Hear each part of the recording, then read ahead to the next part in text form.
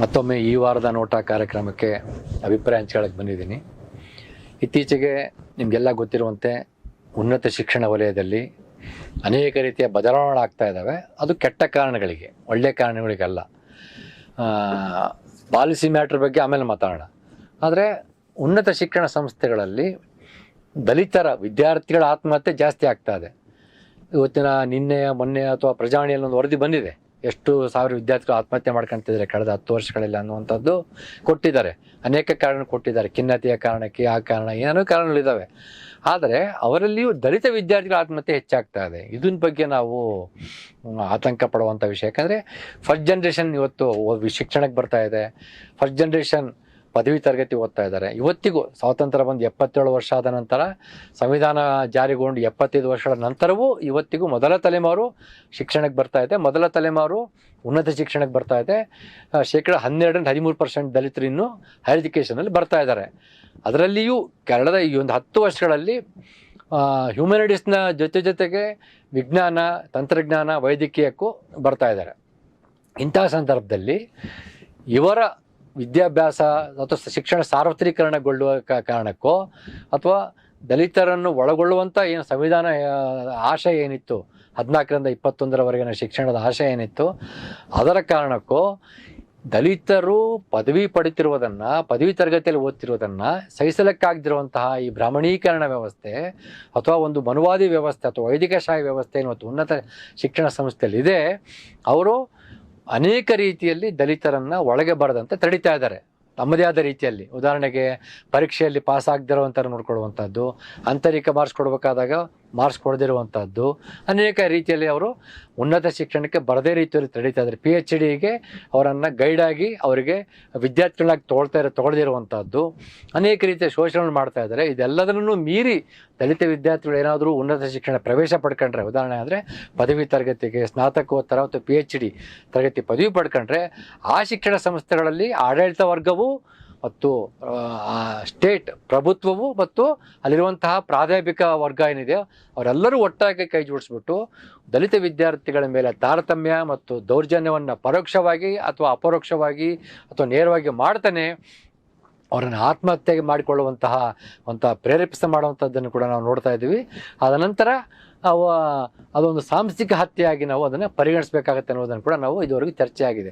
ಅನೇಕ ರೀತಿಯ ದಲಿತರು ಸಾವಿಗೀಡಾಗೋದನ್ನು ಕೂಡ ನಾವು ನೋಡ್ತಾ ಇದ್ದೀವಿ. ಕಳೆದ 10-12 ವರ್ಷಗಳಲ್ಲಿ ನಾವು ಈ ವಿದ್ಯಮಾನಗಳನ್ನು ನಾವು ಕಂಡಿದ್ದೀವಿ.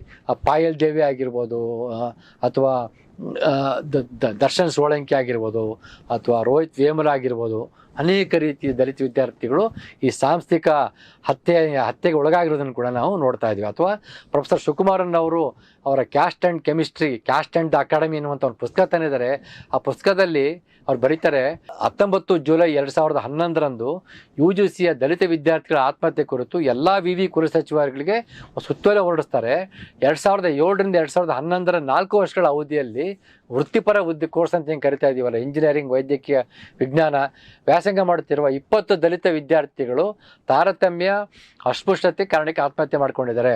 ಅವರ ಪಟ್ಟಿನೂ ಕೂಡ ಶಿವಕುಮಾರ್ ಅವರು ತಮ್ಮ ಕ್ಯಾಸ್ಟ್ ಆ್ಯಂಡ್ ಅಕಾಡೆಮಿ ಪುಸ್ತಕದಲ್ಲಿ ಬರೀತಾರೆ. ಅದರಲ್ಲಿ ಶ್ರೀಕಾಂತ್ ಎನ್ನುವಂಥವ್ರು BTech IIT ಬಾಂಬೆಯಲ್ಲಿ ಓದ್ತಿರುವಂಥವ್ರು, Ajay S Chandra PhD IISc ಬೆಂಗಳೂರಲ್ಲಿ ಓದ್ತಿರುವಂಥವ್ರು, ಜಸ್ಪ್ರೀತ್ ಸಿಂಗ್ MBBS ಸರ್ಕಾರಿ ವೈದ್ಯಕೀಯ ಕಾಲೇಜ್ ಚಂಡೀಗಢ, ಸೆಂಥಿಲ್ ಕುಮಾರ್ PhD ಭೌತ ವಿಜ್ಞಾನ college Hyderabad, Prashant Kuril BTech Kanpur, T Suman MTech IIT Kanpur, Ankit Vyagdh BSc nursing home Sanghi Institutes Ahmedabad, D Shyam Sundar BTech Sarojini Institute of Engineering Technology Vijayawada, S Amaravati Centre of Excellency Sports Authority of Andhra Pradesh, Bandi Anusha BCom Villa Mary College Hyderabad, Pushpanjali Purti, Sushil Kumar, Chhatrapati Sushil Kumar, Balamukund Barti, GK Ramesh, Madhuri Sale, G Varalakshmi, Manish Kumar, Linesh Mohan Gawale, Rajani S and Anand, ಈ ಥರ ಅನೇಕ ರೀತಿಯ ವಿದ್ಯಾರ್ಥಿಗಳು ವೃತ್ತಿಪರ ಕೋರ್ಸಲ್ಲಿರುವಂಥವರು ಆತ್ಮಹತ್ಯೆ ಮಾಡ್ಕೊಂಡಿದ್ದಾರೆ. ಇವರೆಲ್ಲರೂ ಸಾಂಸ್ಥಿಕ ಹತ್ಯೆಗಳು ಅಂತ ಕರಿಬೇಕಾಗುತ್ತೆ. ಇದು ಆತ್ಮಹತ್ಯೆಗಳು. ಯಾಕಂದರೆ ಆಗಲೇ ಹೇಳ್ದಂಗೆ ಅಧ್ಯಾಪಕ ವರ್ಗ, ಆಡಳಿತ ವರ್ಗ ಮತ್ತು ಪ್ರಭುತ್ವ ಒಟ್ಟಾಗಿ ಕೈ ಜೋಡಿಸ್ಬಿಟ್ಟು ದಲಿತ ವಿದ್ಯಾರ್ಥಿ ಮೇಲೆ ನಡೆಸಿದಂಥ ತಾರತಮ್ಯ ಪ್ರತ್ಯೇಕತೆ ಕಾರಣಕ್ಕೆ ಆತ್ಮಹತ್ಯೆ ಮಾಡ್ಕೊಂಡಿರುವಂಥದ್ದು. ಮತ್ತು 6 ಫೆಬ್ರವರಿ 2013 ಪಟ್ನಾ ವಿವಿಯ ಭೀಮರಾವ್ ಅಂಬೇಡ್ಕರ್ ವೆಲ್ಫೇರ್ ಹಾಸ್ಟೆಲ್ ವಿದ್ಯಾರ್ಥಿಗಳು ಜಾತಿ ತಾರತಮ್ಯ ಕುರಿತಂತೆ ಪತ್ರಗಳನ್ನು ಬರೆದಿರೋದು ಕೂಡ ನಾವು ನೋಡ್ತಾ ಇದ್ದೀವಿ. ಈ ರೀತಿಯಾಗಿ ಅನೇಕ ರೀತಿಯ ಜಾತಿ ಆಧಾರಿತ ತಾರತಮ್ಯಗಳನ್ನ ಮಾಡ್ತಿರೋ ಕಾರಣಕ್ಕೆ ದಲಿತ ವಿದ್ಯಾರ್ಥಿಗಳ ಸಾಂಸ್ಥಿಕ ಹತ್ಯೆಗಳಾಗ್ತಿರೋದನ್ನು ನಾವು ನೋಡ್ತಾ ಇದ್ದೀವಿ. ಆದರೆ ಈ ಕುರಿತಾಗಿ ಎಲ್ಲಿಯೂ ಚರ್ಚೆಗಳಾಗ್ತಾ ಇಲ್ಲ, ಎಲ್ಲಿಯೂ ಪ್ರತಿಭಟನೆಗಳಾಗ್ತಾ ಇಲ್ಲ. ಇದನ್ನು ನಿಲ್ಲಿಸುವುದಕ್ಕೆ ಪ್ರಭುತ್ವಕ್ಕೂ ಆಸಕ್ತಿ ಇಲ್ಲ, ನಾಗರಿಕ ಸಮಾಜಕ್ಕೂ ಆಸಕ್ತಿ ಇಲ್ಲ, ಸಾಮಾಜಿಕ ಸಂಘಟನೆಗಳು ಕೂಡ ಈ ವಿಷಯ ಕುರಿತಂತೆ ಹೆಚ್ಚಿಗೆ ಮಾತನಾಡ್ತಾ ಇಲ್ಲ. ಇದು ಕೂಡ ಅತ್ಯಂತ ಆತಂಕಕಾರಿಯಾದ ಸಂಗತಿಯಾಗಿದೆ. ಇದರ ಮುಂದುವರೆದ ಭಾಗವಾಗಿ 30ನೇ ತಾರೀಕು ಜುಲೈ 30ನೇ ತಾರೀಕು 2025 ಕಲಬುರಗಿಯಲ್ಲಿರುವಂತಹ ಕೇಂದ್ರೀಯ ವಿಶ್ವವಿದ್ಯಾಲಯದಲ್ಲಿ CUEಯಲ್ಲಿ ಒಬ್ಬ ಒಡಿಸ್ಸಾ ಮೂಲದ ದಲಿತ ವಿದ್ಯಾರ್ಥಿನಿ ಆತ್ಮಹತ್ಯೆ ಮಾಡ್ಕೊಂಡಿದ್ದಾರೆ. ಅದು ಸಹ ಕಿರುಕುಳ, ದೌರ್ಜನ್ಯ ಮತ್ತು ತಾರತಮ್ಯದ ಕಾರಣಕ್ಕೆ ಅನ್ನೋದನ್ನು ನಾವು ನೇರವಾಗಿ ಹೇಳಬೇಕಾಗುತ್ತೆ. ಅದು ತನಿಖೆ ಆಗಬೇಕು, ಅದು ಬೇರೆ ಪ್ರಶ್ನೆ ಇಲ್ಲ. ಆದರೆ ಇದುವರೆಗೆ ನಾವೇನು ಪಟ್ಟಿ ಮಾಡಿ ಹೇಳ್ತಾ ಇದ್ದೀವಿ ಅವೆಲ್ಲರ ಕಾರಣ ಯಾವ ರೀತಿಯಾಗಿ ಅವರು ಆತ್ಮಹತ್ಯೆ ಮಾಡ್ಕೊಂಡ್ರು ಅದೇ ಕಾರಣಕ್ಕೆ ಒಡಿಸ್ಸಾ ಮೂಲದ ದಲಿತ ವಿದ್ಯಾರ್ಥಿನಿ ಕೂಡ ಆತ್ಮಹತ್ಯೆ ಮಾಡ್ಕೊಂಡಿದ್ದಾರೆ.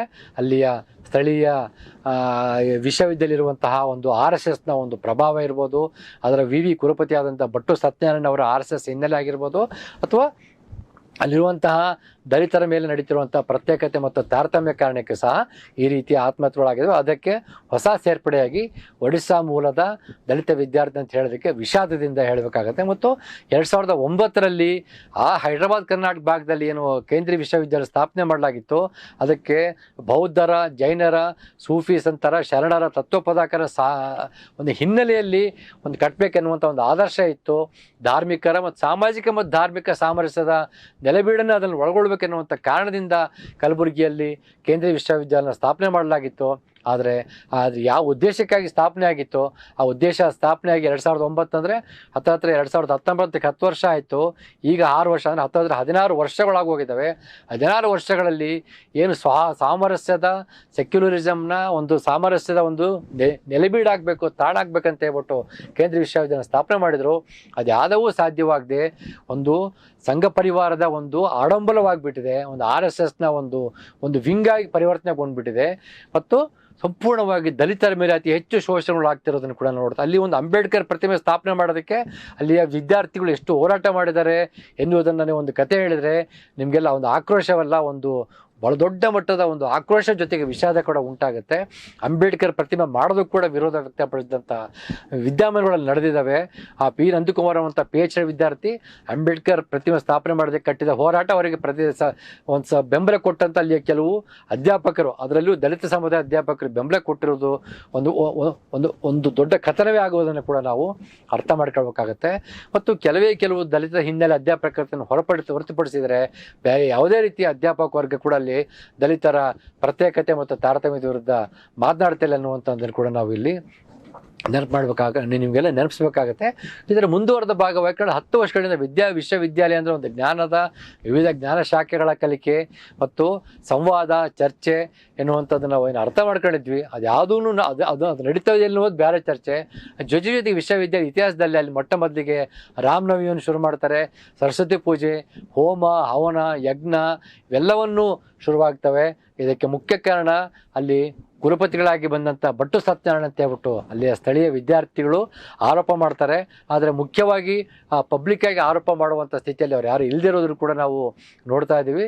ಮತ್ತು ಇದೆಲ್ಲದಕ್ಕೂ ಹಿನ್ನೆಲೆಗೆ ಅನೇಕ ಹಿನ್ನೆಲೆಗಳಿವೆ. ಕಲಬುರಗಿ ಕೇಂದ್ರ ವಿವಿಯಲ್ಲಿ ದಲಿತ ಈಗೇನು ಇವತ್ತು ದಲಿತ ವಿದ್ಯಾರ್ಥಿನಿಯ ಶೈಕ್ಷಣಿಕ ಹತ್ಯೆ ಆಗಿದೆ, ಅದಕ್ಕೆ ಏನು ಹಿನ್ನೆಲೆ ಇತ್ತು ಅಂತ ಅನ್ನೋದಕ್ಕೋಸ್ಕರ ಇದೆಲ್ಲವನ್ನು ಹೇಳಬೇಕಾಗಿತ್ತು. 2017 ಇದೇ ಕಲಬುರಗಿ ವಿವಿಯಲ್ಲಿ ದಲಿತ ಸಂಶೋಧನಾ ವಿದ್ಯಾರ್ಥಿನಿ ಶ್ರೀದೇವಿಯವರ ಶೈಕ್ಷಣಿಕ ಹತ್ಯೆ ಆಗಿತ್ತು, ಅಂದರೆ ಸಾಂಸ್ಥಿಕ ಹತ್ಯೆ ಆಗಿತ್ತು. ಅವರಿಗೆ ವೈವಾಹಿಕಗಳು ನೀಡಿದ ಅಧ್ಯಾಪಕರೊಬ್ಬರು ಬರೋಬ್ಬರಿ 4 ಲಕ್ಷ ರು ಹಣದ ಬೇಡಿಕೆ ಇಟ್ಟಿದ್ರು ಅಂತ ಹೇಳ್ಬಿಟ್ಟು ಗುರುರಾಜ್ ದೇಸಾಯಿ ಪತ್ರಕರ್ತರಾದಂಥ ಗುರುರಾಜ್ ದೇಸಾಯಿ ಇದ್ರ ಕುರಿತು ಬರೆದಿದ್ರು. ಇದರಿಂದ ಮನನೊಂದು ಶ್ರೀದೇವಿಯವರು ದಲಿತ ವಿದ್ಯಾರ್ಥಿ ಆತ್ಮಹತ್ಯೆ ಮಾಡ್ಕೊಂಡಿದ್ರು. ಇದನ್ನು ನೇರವಾಗಿ ಸಾಂಸ್ಥಿಕ ಹತ್ಯೆ ಅಂತ ಹೇಳಬೇಕಾಗತ್ತೆ. ಈ ಶ್ರೀದೇವಿಯವರ ಶೈಕ್ಷಣಿಕ ಹತ್ಯೆ ಅಥವಾ ಸಾಂಸ್ಥಿಕ ಹತ್ಯೆ ಆದ ಕೆಲವೇ ತಿಂಗಳಲ್ಲಿ ಅದೇ ಕೇಂದ್ರೀಯ ವಿವಿಯಲ್ಲಿ ಆನಂದ್ ಶಕ್ತಿರಾಜ್ ಎನ್ನುವಂಥ ಸಂಶೋಧನೆ ವಿದ್ಯಾರ್ಥಿ ಕೂಡ ಈ ಸಾಂಸ್ಥಿಕ ಹತ್ಯೆಗೆ ಬಲಿಯಾಗಿದ್ದರು. ಇವರು ಹೊರರಾಜ್ಯದವರಾಗಿದ್ದರು ಮತ್ತು ಆಡಳಿತ ವ್ಯವಸ್ಥೆ ವಿರುದ್ಧ ದನಿ ಎತ್ತಿದ ಕಾರಣಕ್ಕೆ ನಿರಂತರ ಕಿರುಕುಳ ಕಾರಣಕ್ಕೆ ಅವರು ಆತ್ಮಹತ್ಯೆ ಮಾಡ್ಕೊಂಡಿದ್ರು. ಮತ್ತು ಕುವೆಂಪು ವಿಶ್ವವಿದ್ಯಾಲಯದ ಆವರಣದಲ್ಲಿರುವಂತಹ ಸ್ನಾತಕೋತ್ತರ ವಿದ್ಯಾರ್ಥಿ ನಿಲಯದಲ್ಲಿ ಪ್ರಥಮ ವರ್ಷದ MBA ವಿದ್ಯಾರ್ಥಿ ಶ್ರೀಧರ್ ಕೂಡ ನೇಣು ಬಿಗಿದು ಆತ್ಮಹತ್ಯೆ ಮಾಡ್ಕೊಂಡಿದ್ದನ್ನು ಕೂಡ ನಾವು ನೋಡ್ತಾ ಇದ್ದೀವಿ. ಈ ರೀತಿಯಾಗಿ ಅನೇಕ ರೀತಿಯ ಸಾಂಸ್ಥಿಕ ಹತ್ಯೆಗಳನ್ನ ಆಗ್ತಾ ಇದ್ದಾವೆ. ರೋಹಿತ್ ವೇಮುಲ ಹತ್ಯೆ 2016 ಆಗಿರುವಂಥದ್ದು ಇದೆಲ್ಲದರಕ್ಕೆ ಒಂದು ದೊಡ್ಡ ಒಂದು ಮುನ್ನುಡಿ ಬರೆದಂಗಿರುವುದನ್ನು ಕೂಡ ನಾವು ನೋಡ್ತಾ ಇದ್ದೀವಿ. ಮತ್ತು ಅಲ್ಲಿಯೂ ಸಹ ಪ್ರತ್ಯೇಕತೆ ಮತ್ತು ತಾರತಮ್ಯ ಅನುಭವಿಸಿದ್ದನ್ನು PhD ಕೋರ್ಸ್ ಮುಗಿಸ್ಲಿಕ್ಕೆ ಬಿಡಲಾರ್ದಂಥದ್ದನ್ನು ಹಾಸ್ಟೆಲಿಂದ ಹೊರಗಾಕಿರುವುದಂಥದ್ದನ್ನು ಎಲ್ಲವನ್ನು ಕೂಡ ನಾವು ನೋಡಿದ್ದೀವಿ. ಇದು ದಿನನಿತ್ಯ ಹೆಚ್ಚಾಗ್ತಾ ಇದೆ. ಮತ್ತು ದಲಿತರ ಸ್ಕಾಲರ್ಶಿಪ್ನ ತಡೆಯಲಾಗ್ತಾ ಇದೆ. PhD ಮಾಡಲಿಕ್ಕೆ ಬಿಡ್ತಾ ಇಲ್ಲ. ಅನೇಕ ರೀತಿಯ ಕಿರುಕುಳನ್ನ ಕೊಡ್ತಾ ಇದ್ದಾರೆ. ಇದನ್ನು ನಾವು ಪದೇ ನೆನಪಿಸುವ ಅಗತ್ಯವೇ ಇಲ್ಲ. ಯಾವ ರೀತಿಯಾಗಿ ತಾರತಮ್ಯ ಮಾಡ್ತಾ ಇದ್ದಾರೆ. ಆರಂಭದಲ್ಲಿ ಅವರ ಜಾತಿಯ ಕುಲಸೂಚಕ ನಿಯಮಗಳ ಹೆಸರುಗಳನ್ನ ಇಟ್ಕೊಂಡು ಅವರನ್ನು ಪ್ರತ್ಯೇಕತೆ ಅಥವಾ ತಾರತಮ್ಯಕ್ಕೆ ಒಳಪಡಿಸಲಾಗುತ್ತೆ. ಅವರ ಆಹಾರ ಪದ್ಧತಿಯ ಆಧಾರದಲ್ಲಿ ಪ್ರತ್ಯೇಕತೆ ಮತ್ತು ತಾರತಮ್ಯವನ್ನು ಒಳಪಡಿಸಲಾಗುತ್ತೆ. ಮತ್ತು ಅವರನ್ನು ಒಂದು ವಿಂಗ್ ಒಂದು ಪ್ರತ್ಯೇಕವಾಗಿ ಹಾಸ್ಟೆಲ್ ಪ್ರತ್ಯೇಕ ವಿಂಗನ್ನೇ ಕೊಡೋದರ ಮೂಲಕ ತಾರತಮ್ಯವನ್ನು ಅನುಸರಿಸಲಾಗುತ್ತೆ. ಅನೇಕ ದಲಿತ ವಿದ್ಯಾರ್ಥಿಗಳು ಈ ರೀತಿ ತಾರತಮ್ಯ ಮಾಡ್ತಾರೆ ಎನ್ನುವ ಕಾರಣಕ್ಕೆ ಜನರಲ್ ಕ್ಯಾಟಗರಿ ಅಂತ ಹೇಳ್ಬಿಟ್ಟು ಬರ್ತಾರೆ. ತಮ್ಮ ಜಾತಿ ಐಡೆಂಟಿಟಿಯನ್ನು ಹೇಳ್ಕೊಳ್ದ ಬಂದಾಗ ಅವರ ಜನರಲ್ ಕ್ಯಾಟಗರಿಯಲ್ಲಿ ಬಂದಾಗ ಅಲ್ಲಿ ದಲಿತರನ್ನು ಅತ್ಯಂತ ಕೀಳು ಭಾಷೆಯಲ್ಲಿ ಬೈಯುವುದನ್ನು ಅವರು ಕೇಳಿಸ್ಕೊಂಡ್ಬಿಟ್ಟು ಮನನೊಂದು ಆತ್ಮಹತ್ಯೆ ಮಾಡ್ಕೊಂಡಿರುವಂಥ ಉದಾಹರಣೆಗಳನ್ನು ಕೂಡ ನಾವು ನೋಡ್ತಾ ಇದ್ದೀವಿ. ಮತ್ತು ಆಂತರಿಕ ಮೌಲ್ಯಮಾಪನ ಮಾಡುವಾಗ ಅವರನ್ನು ಅಂಕಗಳನ್ನು ಕೊಡದೇ ಹೊಡೆದರ ಮೂಲಕ ಅವರನ್ನು ತಾರತಮ್ಯ ಮಾಡೋದನ್ನು ನೋಡ್ತಾ ಇದ್ದೀವಿ. ಮತ್ತು ಅನೇಕ ಕಡೆಗಳಿಗೆ ಬಟ್ಟೆ ಹಾಕಿಕೊಳ್ಳುವ ಕಲರ್ ಆಗಿರ್ಬೋದು, ಬಣ್ಣ ಆಗಿರ್ಬೋದು, ಅಥವಾ ಕೈಗಳನ್ನು ದಾರ ಸುತ್ತಿಕೊಳ್ಳುವ ಬಣ್ಣವನ್ನು ಆಧಾರದಲ್ಲಿ ದಲಿತರನ್ನು ಗುರುಸ್ಬಿಟ್ಟು ಅವ್ರನ್ನ ತಾರತಮ್ಯಕ್ಕೆ ಗುರಿ ಮಾಡೋದನ್ನು ನೋಡ್ತಾ ಇದ್ದೀವಿ. ಹೀಗೆ ಅನೇಕ ರೀತಿಯ ದಾರಿಗಳ ಮೂಲಕ ಅನೇಕ ರೀತಿಯಲ್ಲಿ ದಲಿತರನ್ನು ಈ ರೀತಿ ಸಾಂಸ್ಥಿಕ ಹತ್ಯೆಗಳನ್ನು ಮಾಡ್ತಿರೋದನ್ನು ಕೂಡ ನಾವು ಪದೇ ಹೇಳ್ತಾನೆ ಇದ್ದೀವಿ. ಆದರೆ ಇದರಿಂದ ಪ್ರಭುತ್ವ ಕೂಡ ಎಚ್ಚೆತ್ಕೊಳ್ತಾ ಇಲ್ಲ, ಸಾಮಾಜಿಕ ಸಂಘಟನೆಗಳು ಕೂಡ ಎಚ್ಚೆತ್ಕೊಳ್ತಾ ಇಲ್ಲ.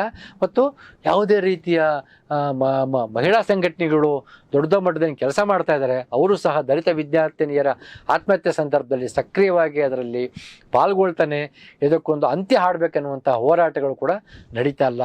ಇದನ್ನು ನಾನು ಭಾಳ ವಿಷಾದದಿಂದ ಹೇಳಬೇಕಾಗತ್ತೆ. ಆದರೆ ಕನಿಷ್ಠ ಈಗಲಾದರೂ ನಾವು ಎಚ್ಚೆತ್ಕೊಳ್ಬೇಕಂತ ನಾನು ಮತ್ತೆ ಮನವಿ ಮಾಡ್ತಾ ಇದ್ದೀನಿ. ಏನಿವತ್ತು ಒಡಿಶಾ ಮೂಲದ ದಲಿತ ವಿದ್ಯಾರ್ಥಿನಿ ಗುಲ್ಬರ್ಗ ಕೇಂದ್ರೀಯ ಆತ್ಮಹತ್ಯೆ ಮಾಡ್ಕೊಂಡಿದ್ದಾಳೆ. ಈ ಕೂಡಲೇ ಅದಕ್ಕೆ ಸತ್ಯಶೋಧನ ತನಿಖೆ ಆಗಬೇಕು. ಗುಲ್ಬರ್ಗದಲ್ಲಿರುವಂತಹ ಮಹಿಳಾ ಸಂಘಟನೆಗಳು, ಕಾಂಗ್ರೆಸ್ ಪಕ್ಷದ ಮಹಿಳಾ ವಿಭಾಗ, ಕಾಂಗ್ರೆಸ್ ಪಕ್ಷ ಗುಲ್ಬರ್ಗಿ ವಿಭಾಗದ ಕಾಂಗ್ರೆಸ್ ಪಕ್ಷ ಆಗಿರ್ಬೋದು, ಮತ್ತು ಇತರ ಪ್ರಗತಿಪರ ಸಂಘಟನೆಗಳು ಒಂದು ನಿಯೋಗ ರಚಿಸಿಕೊಂಡು ವಿಶ್ವವಿದ್ಯಾಲಯಕ್ಕೆ ತೆರಳಿ ಸತ್ಯಶೋಧನಾ ವರದಿ ಸಲ್ಲಿಸಬೇಕಾಗತ್ತೆ. ಅಲ್ಲಿರುವಂಥ ದಲಿತ ವಿದ್ಯಾರ್ಥಿಗಳ ಜೊತೆಗೆ ಮಾತನಾಡಬೇಕಾಗತ್ತೆ, ದಲಿತ ಅಧ್ಯಾಪಕರ ಜೊತೆ ಮಾತನಾಡಬೇಕಾಗತ್ತೆ. ಅಲ್ಲಿಂದ ವರದಿ ತಗೊಂಡು ಒಂದು ಪ್ರತ್ಯಕ್ಷ ವರದಿಯನ್ನು ಕೊಡಬೇಕಾಗತ್ತೆ. ಮತ್ತು ಇವ್ರ ಜೊತೆಗೆ ರಾಜ್ಯದಲ್ಲಿರುವಂತಹ ಎಲ್ಲ ಸಾಮಾಜಿಕ ಸಂಘಟನೆಗಳು ಕೈ ಜೋಡಿಸ್ಬಿಟ್ಟು ಯಾತಕ್ಕೋಸ್ಕರ ದಲಿತ ವಿದ್ಯಾರ್ಥಿ ಆತ್ಮಹತ್ಯೆ ಮಾಡ್ಕೊಂಡು ಮತ್ತು ನಂದಕುಮಾರ್ ಅಂತಹ ವಿದ್ಯಾರ್ಥಿ ಸಂಶೋಧಕರೇನು ಆರೋಪ ಮಾಡ್ತಾ ಇದ್ದಾರೆ, ಆರೋಪವನ್ನು ಕೂಡ ನಾವು ಆರೋಪವನ್ನು ಮತ್ತೊಮ್ಮೆ ಸತ್ಯಶೋಧನೆ ಮೂಲಕ ಕಂಡುಕೊಂಡು ತಪ್ಪಿತಸ್ಥರನ್ನು, ಆರೋಪಿಗಳನ್ನು ಶಿಕ್ಷೆಗೆ ಗುರಿಪಡಿಸಬೇಕಾಗತ್ತೆ ಅಂತ ನಾನು ಮತ್ತೆ ಕೇಳೋಕ್ಕೆ ಇಷ್ಟಪಡ್ತಾ ಇದ್ದೀನಿ. ಮತ್ತು ಇನ್ನು ಕರ್ನಾಟಕ ರಾಜ್ಯದಲ್ಲಿ ಮತ್ತೆ ಯಾವುದೇ ಕಾರಣಕ್ಕೆ ದಲಿತ ವಿದ್ಯಾರ್ಥಿಗಳು ಆತ್ಮಹತ್ಯೆ ಮಾಡ್ಕೊಳ್ಳುವಂಥ ಸ್ಥಿತಿ ನಿರ್ಮಾಣ ಮಾಡಬೇಕಂದ್ರೆ ಮುಖ್ಯಮಂತ್ರಿಗಳು ಇದರಲ್ಲಿ ಮಧ್ಯಪ್ರವೇಶ ಮಾಡಬೇಕಂತ ನಾನು ಮನವಿ ಮಾಡ್ತಾ ಇದ್ದೀನಿ. ಸಿದ್ದರಾಮಯ್ಯನವರು ಮಧ್ಯಪ್ರವೇಶ ಮಾಡಬೇಕು. ಅವರ ಮೇಲುಸ್ತುವಾರಿಯಲ್ಲಿ ಈ ರೀತಿಯ ಸತ್ಯಶೋಧನಾ ವರದಿ ತನಿಖೆಗಳಾಗಬೇಕು. ಮತ್ತು ಅದೇ ಜಿಲ್ಲೆಯವರಾದ ಪ್ರಿಯಾಂಕಾ ಖರ್ಗೆ ಅವರು ಈ ಕುರಿತಾಗಿ ಹೆಚ್ಚಿನ ಆಸಕ್ತಿ ವಹಿಸಿ ಇದನ್ನು ಮೇಲುಸ್ತುವಾರಿ ಮಾಡಬೇಕು, ಮಾನಿಟರ್ ಮಾಡಬೇಕಂತ ನಾನು ಕೇಳ್ತಾ ಇದ್ದೀನಿ. ಈಗ ಆಲ್ರೆಡಿ ಕರ್ನಾಟಕದಲ್ಲಿ ರೋಹಿತ್ ವೇಮುಲ ಯಾಕ್ನ ತರಬೇಕಂತೇಳಿ ಅನೇಕ ರೀತಿಯ ಚಟುವಟಿಕೆಗಳು ನಡೀತಾ ಇದ್ದಾವೆ. ಅದಕ್ಕೋಸ್ಕರ ಒಂದು ತಜ್ಞರ ನೇತೃತ್ವದಲ್ಲಿ ಒಂದು ಡ್ರಾಫ್ಟ್ ಕೂಡ ರೆಡಿ ಆಗ್ತಾ ಇದೆ. ಈ ಡ್ರಾಫ್ಟ್ ಈಗ ಅದು ಅಂತಿಮಗೊಳಿಸುವ ಹಂತದಲ್ಲಿದೆ.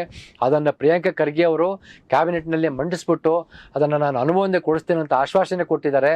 ಆ ಅಂತಿಮಗೊಂಡ ನಂತರ ರೋಹಿತ್ ವೇಮುಲ ಆ್ಯಕ್ಟ್ನ ಜಾರಿಗೊಳಿಸಬೇಕಾಗಿರುವಂಥ ಜವಾಬ್ದಾರಿ ಪ್ರಿಯಾಂಕಾ ಖರ್ಗೆ ಅವ್ರ ಮೇಲಿದೆ.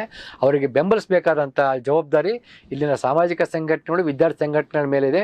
ಈಗಾಗಲೇ ಏನೋ ಒಂದು ಟೀಮ್ ಕೆಲಸ ಮಾಡ್ತಾ ಇದೆ, ಅವ್ರ ಜೊತೆ ಗುರುಸ್ಕೊಳ್ಬೇಕಾಗತ್ತೆ. ಇದರ ಜೊತೆಗೆ ಆ್ಯಕ್ಟ್ ಜಾರಿಗೊಂಡ್ರೂ ಸಹ ಅದನ್ನು ಪರಿಣಾಮಕಾರಿಯಾಗಿ ಜಾರಿಗೊಳಿಸುವುದು ಪ್ರಭುತ್ವದ ಮೇಲಿನ ಜವಾಬ್ದಾರಿಯಾಗಿದೆ. ಇದು ಈಗಿರುವಂಥ ಕರ್ನಾಟಕದ ಕಾಂಗ್ರೆಸ್ ಸರ್ಕಾರದ ಜವಾಬ್ದಾರಿಯಾಗಿದೆ. ಯಾಕೆಂದರೆ ಈಗಾಗಲೇ RTI ಆ್ಯಕ್ಟ್ ಬಂದಿದೆ, ಆದರೆ ಸಮಾನ ಶಿಕ್ಷಣ ಜಾರಿಗೊಂಡಿಲ್ಲ, ಶಿಕ್ಷಣ ಸಾರ್ವತ್ರಿಕರಣಗೊಂಡಿಲ್ಲದನ್ನು ಕೂಡ ನೋಡ್ತಾ ಇದ್ದೀವಿ.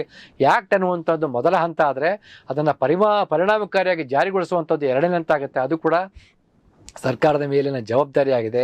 ಇವೆಲ್ಲ ಕಾರಣಗಳಿಂದ ಇವತ್ತು ನಾವು ಒಂದು ದೊಡ್ಡ ಮಟ್ಟದ ಚಳುವಳಿಯನ್ನು, ಹೋರಾಟವನ್ನು, ಸಂಘಟನೆಯನ್ನು ಕಟ್ಟಬೇಕು ಅಂತ ನಾನು ಈ ಮೂಲಕ ಹೇಳೋಕ್ಕೆ ಇಷ್ಟಪಡ್ತೀನಿ. ನಮಸ್ಕಾರ.